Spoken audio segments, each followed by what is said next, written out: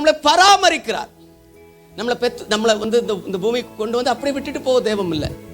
இஸ்ரவேல் ஜனங்களை அந்த எகிப்திலிருந்து விடுவிக்கிறார். விடுவிச்ச உடனே அவர் போகல, விடுவிச்சு முடிச்ச உடனே அவர் போகல. நம்ம ரட்சிப்பின் அனுபவத்துக்கு வந்தவரோ நம்மள கர்த்தர் அதை வந்துட்டால நீ பார்த்துக்கோன்னு சொல்லிட்டு விட்டுட்டு போகல. இந்த இஸ்ரவேல் ஜனங்களை விடுவித்த கர்த்தர் அந்த வனாந்திரம் முழுவதும் அவர்களோடு இருந்துதான் நடத்தினார். கரங்களை வைத்து ஒரு அலையில சொல்லுங்களேன். அவரை பராமரித்தார்.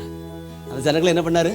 அதை பகலில் மேக ஸ்தம்பமாக பராமரிக்கிறார், இரவில் அக்னி ஸ்தம்பமாக பராமரிக்கிறார், உணவுக்கு வானத்தை திறந்து மன்னாவை கொடுத்து பராமரிக்கிறார், தண்ணிக்கு கண்மலையை திறந்து தண்ணீர் கொடுத்து பராமரிக்கிறார். கவனிங்க, அப்போ நிழலும் வருது, வெளிச்சமும் வருது, பாதையும் காட்டப்படுகிறது, உணவும் கொடுக்கப்படுகிறது, தாகமும் தீர்க்கப்படுகிறது. அது மாத்திரமல்ல, கறி தேவைப்படும் போது கறியும் கொடுத்து என்ன பண்றாரு? பராமரிக்கிறார்.